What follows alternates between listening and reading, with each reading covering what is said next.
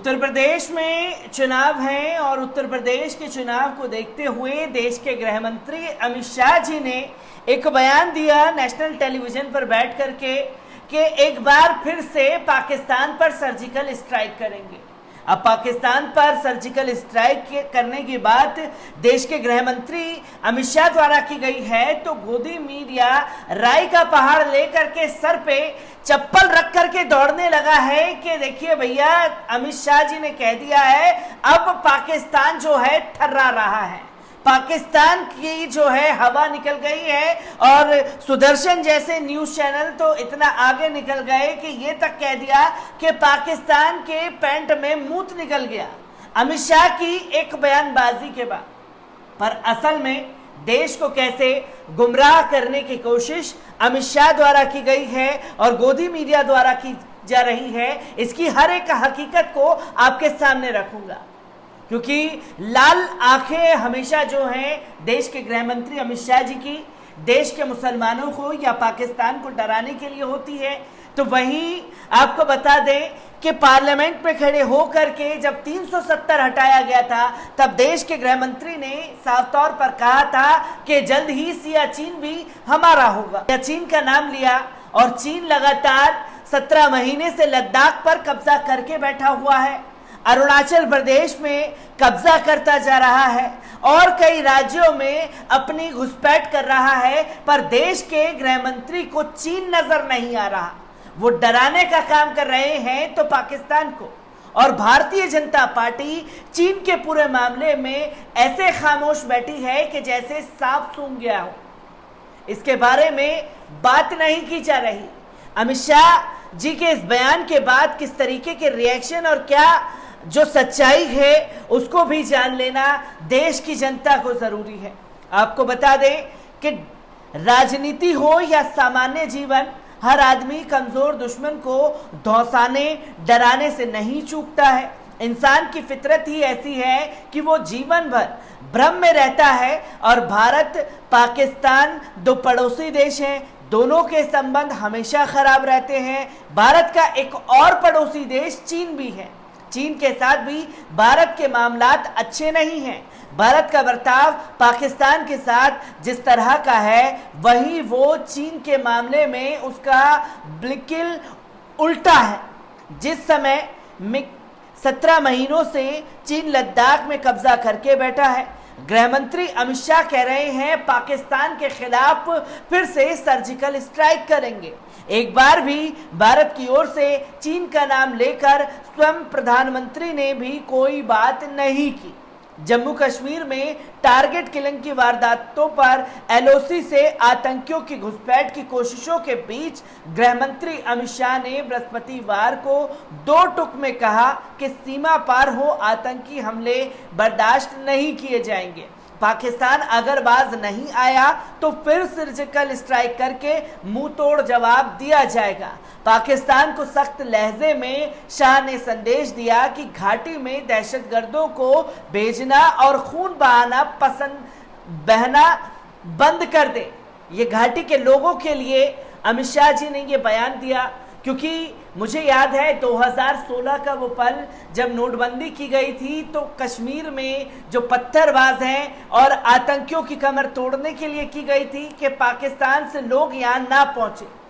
कितने आतंकवादी घटनाएं जो हैं 2016 के बाद से हुई हैं, इसको भी सार्वजनिक किया जाना चाहिए देश के गृह मंत्री द्वारा कि आपने तब क्या कहा था और अब आप क्या कह रहे हैं। इसी के साथ साथ दक्षिण गोवा के धारबंदोर में नेशनल फॉरेंसिक साइंस यूनिवर्सिटी की आधारशिला रखते हुए शाह ने कहा कि 5 साल पहले भारत की सर्जिकल स्ट्राइक से दुनिया को स्पष्ट संदेश दिया गया, भारत आतंकवाद को बर्दाश्त नहीं करेगा।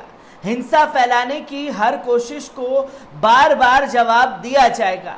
शाह ने सर्जिकल स्ट्राइक के विकल्प को खुला बताते हुए कहा कि हम डरने वाले नहीं हैं, जो घाटी में घुसकर अल्पसंख्यकों की हत्या कर रहे हैं बाज आ जाएं।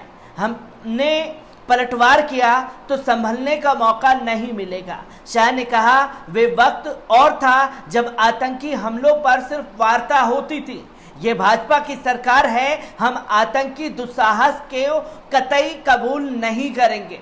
दहशतगर्दों को उसी जुबान में जवाब दिया जाएगा जो उन्हें समझ में आती है। 2016 में हमारे जवानों ने दुश्मन के घर में घुसकर सेना पर हमले का बदला लिया था, आगे भी ऐसा ही होगा। सर्जिकल स्ट्राइक दुनिया भी हमारे तेवर समझ गई। हमारी सीमा को में घुसकर दहशत फैलाने का मौका हम नहीं देते। जो देश इस तरह के मंसूबे पाल रहे हैं वे कतई भी बर्दाश्त नहीं किए जाएंगे और उनको सर्जिकल स्ट्राइक दोहराने के लिए मजबूर ना किया जाए। 29 सितंबर 2016 को जवानों ने LAC पार कर लिया था, उड़ी हमले का बदला लिया। उड़ी में सेना के बेस कैंप पर हुए आतंकी हमले का बदला भारतीय सेना के कुछ जवानों ने 29 सितंबर 2016 को वास्तविक नियंत्रण रेखा के उस पार जाकर लिया था। जवानों ने सर्जिकल स्ट्राइक POK में स्थित लॉन्च पैड में मौजूदा आतंकियों को ढेर कर दिया था। सुरक्षित LOC के इस पार लौटे थे।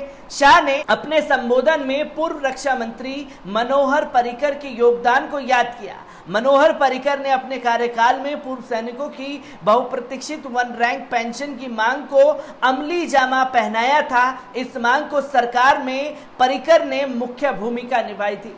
शाह के सर्जिकल स्ट्राइक वाले बयान के बाद तमाम लोगों की प्रतिक्रिया भी आना शुरू हो गई है। जवाब में पाकिस्तान ने बृहस्पतिवार को दावा किया कि वे शांति पसंद करने वाला देश है।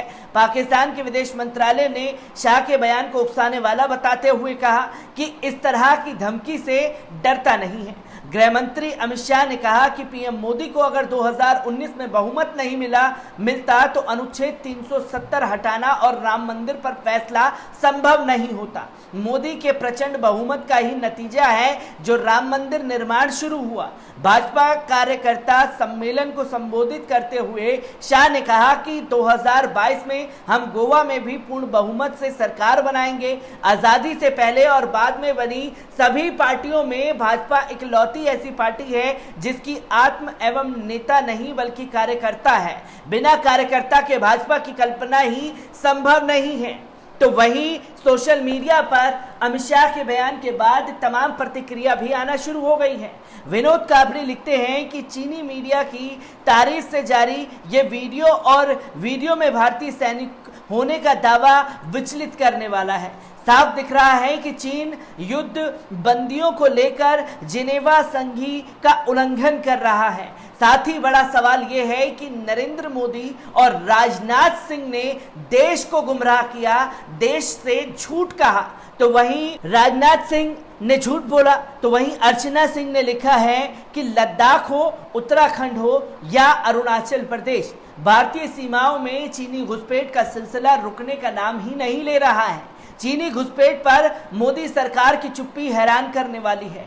देश की सुरक्षा के साथ समझौता करने वाली सरकार कभी राष्ट्रवादी नहीं हो सकती है। तो वहीं रिंकेश मालव लिखते हैं कि किसी भी देश में सरकार के होते हुए घुसपैठ और आतंकी हमले हो ही नहीं सकते। चीन का अमेरिका पर कर्ज है और अमेरिका का इंडिया पर कर्ज है, इसलिए अमेरिका से लद्दाख का हिस्सा चीन को दे दिया। चीन ने कई सारे भारतीय इलाकों पर कब्जा कर लिया और लोग चिल्लाते रह गए कि कश्मीर मांगोगे तो चीर देंगे। तो लोग जो हैं इनकी बनाई हुई जो पॉलिटिक्स है, एक नफरत की पॉलिटिक्स, जहां लाल आंखें चीन को दिखानी चाहिए थी, तो वहीं धमकियां जो हैं पाकिस्तान को दी जा रही हैं। ये कई सारे सवाल खड़े होते हैं कि जहां चीन के मसले को सुलझाने की कोशिश देश की सरकार को करनी चाहिए, तो चुनावों को देखते हुए पाकिस्तान को ललकारने की बात और कार्यकर्ताओं को अपना कहने वाली बात जो है, कहीं ना कहीं कई सारे सवाल गृह मंत्री अमित शाह जी के बयान पर खड़ी कर गई है। मैं ऐसी ही खबरों से आपको रूबरू कराता रहूंगा। दीजिए इजाजत, शुक्रिया।